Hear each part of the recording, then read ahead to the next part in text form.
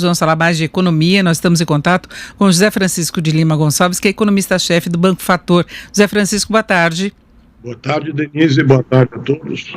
Bom, José Francisco, a gente tem visto o mercado financeiro oscilando demais em função dos indicadores que estão saindo no exterior, não apenas aqui no Brasil. Aqui a gente tem só a estimativa do que poderá acontecer efetivamente com a economia, porque temos uma certa defasagem.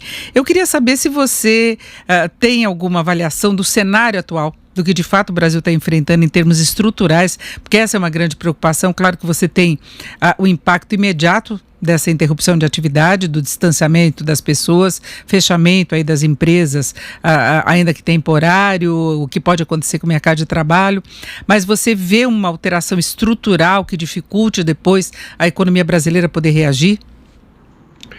Olha, Denise, o traço principal dessa pandemia em relação à economia global é certamente a questão da forte desaceleração da atividade econômica e uma desaceleração que aparentemente vai entrar no ano que vem. Quando a gente lembra que a economia brasileira vem crescendo praticamente dependendo do consumo das famílias, porque investimento público não há, investimento das empresas há muito pouco, e esses dois movimentos tendem a se manter olhando à frente, a eventual contribuição da economia mundial para a economia brasileira vai piorar. Ou seja, o que já era um cenário ligado a consumo, característica dessa nossa ligeira recuperação nos últimos 3 anos, crescendo em torno de 1% ao ano. E a segunda característica, o teto para gasto público. E a terceira característica, fragilidade do investimento, eu acho que isso mostra que a estrutura da economia brasileira não mudou e que, perigosamente, nós dependemos agora quase que exclusivamente de uma economia mundial pior. Ou seja, se eu puder colocar a política fiscal como estrutura, como um elemento de estrutura, eu acho que não houve mudança também em relação aos últimos 3 anos ou 4 anos, e eu acho que é por aí que a situação precisaria ser repensada. Agora, Zé Francisco, há pouco eu estava falando aqui no Jornal Jovem Pan com o secretário Mansueto Almeida, e ele falava exatamente isso, que a economia brasileira vai preservar, por exemplo, o teto de gastos, né? E depois a saída da crise, ele conta muito com a retomada aí de processos de concessão, de privatização, de retomar a ideia de que se tinha antes em termos de política econômica e estímulos aos investimentos do setor privado novamente, porque o governo esgota a capacidade de colaborar exatamente para poder respeitar esses limites e fala inclusive da possibilidade de retomada de reformas, de discussão sobre reformas como administrativa. Você acha que então seria esse o caminho? Não, eu não acho que seria esse caminho, Denise. Eu acho que esse assunto se refere a grandes temas, reforma administrativa, reforma tributária, reformas dessa espécie. Elas têm efeitos de médio para longo prazo. Ou seja, é muito difícil imaginar você fazendo estímulos para o investimento privado, mantendo a sua agenda exclusivamente nessas reformas. O teto de gasto, eu acho que é o melhor exemplo. Você excluir gastos emergenciais do orçamento, que é mais ou menos a ideia que está se consolidando, e autorizar, digamos assim, endividamento por conta desses gastos extraordinários, é muito pouco. E eu não estou falando de farra ou de gastança.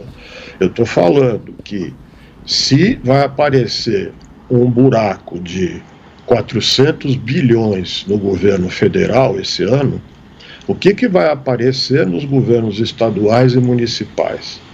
Ou seja, uma queda fortíssima da arrecadação de impostos e contribuições já cria um déficit, independentemente das questões emergenciais ligadas à saúde.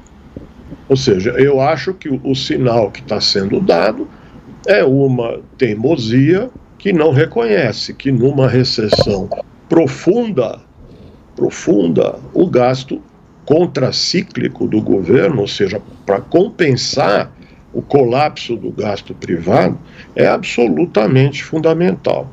Portanto, eu não acho que esse encaminhamento é o adequado. Então, essa postura de ampliação dos gastos, de uma posição de estímulos anticíclicos, deveria prevalecer, inclusive, depois que passar o pior da pandemia? Denise, a gente nem sabe qual é o horizonte de arrefecimento dos efeitos da pandemia. Desde logo, os efeitos sobre a saúde, em segundo lugar, os efeitos sobre o necessário isolamento, em terceiro lugar, os efeitos sobre a interrupção dos fluxos produtivos e dos fluxos comerciais na escala global. Então, eu acho que a gente adotar uma questão gregoriana, é a brincadeira que eu faço, ou seja, de que esse ano é uma coisa, o ano que vem é outra coisa, como se fosse possível separar os fluxos econômicos e financeiros de um ano para outro, eu acho que isso é um equívoco. Mas nós estamos, eu acho que nesse equívoco, desde que o teto de gastos foi aprovado da maneira que foi aprovado. Ou seja, uma regra que impede que o governo faça política contracíclica. Então, eu acho que nós estamos presos nessa armadilha, eu acho que é uma armadilha, e presos numa expectativa em relação a ajuste fiscal de que isso salva o país. Eu acho que já ficou razoavelmente claro que a história não é bem assim, e numa recessão, então, não há horizonte de ajuste fiscal que seja saudável nem convincente.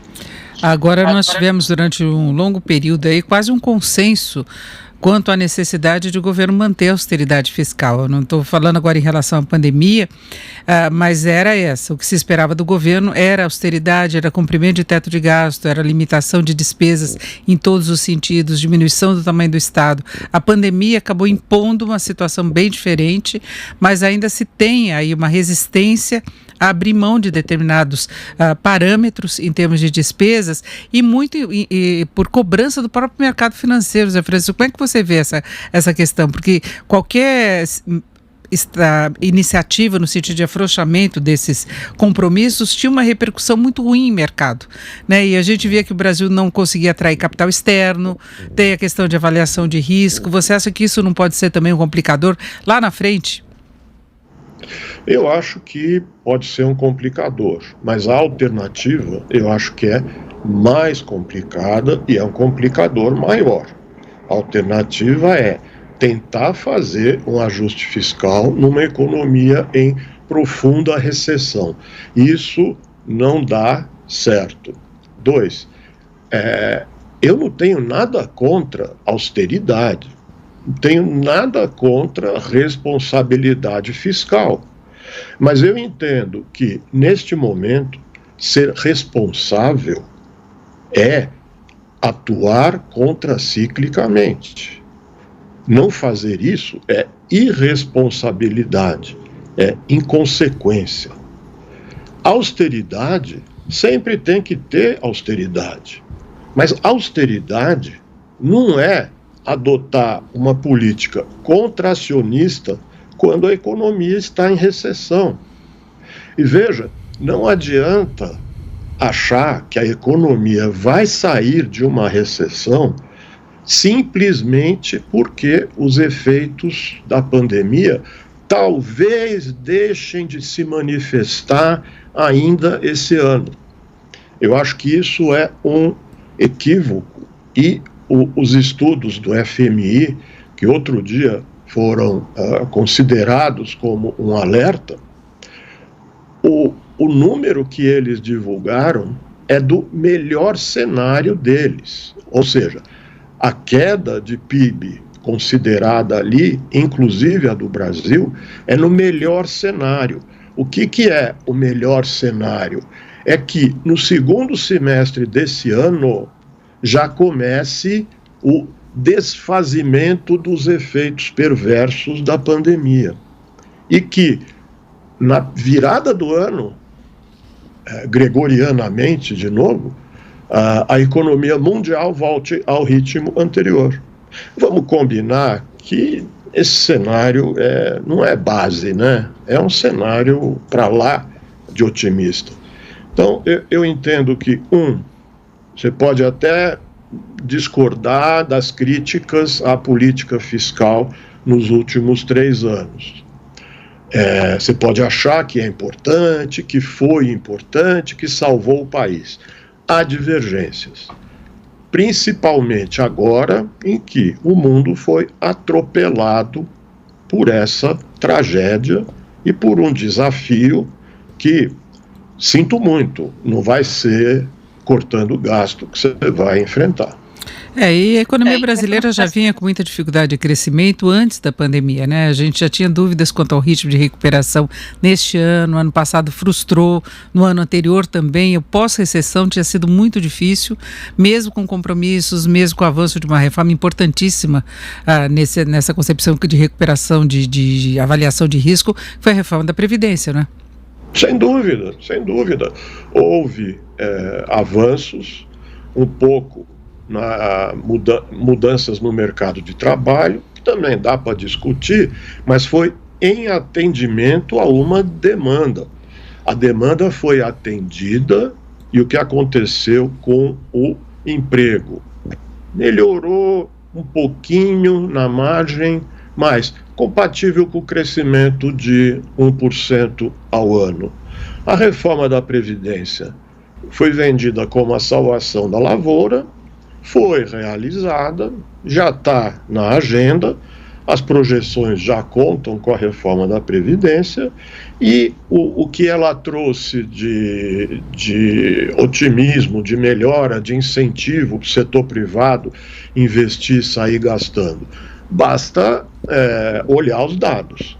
E não vem dizer que a taxa de juros caiu porque a reforma da Previdência passou. Isso é pelo menos uma forçação de barra. Nós conversamos aqui com José Francisco de Lima Gonçalves, que é economista-chefe do Banco Fator. José Francisco, muito obrigada mais uma vez. Uma boa tarde. Obrigado, Denise. Boa tarde a todos.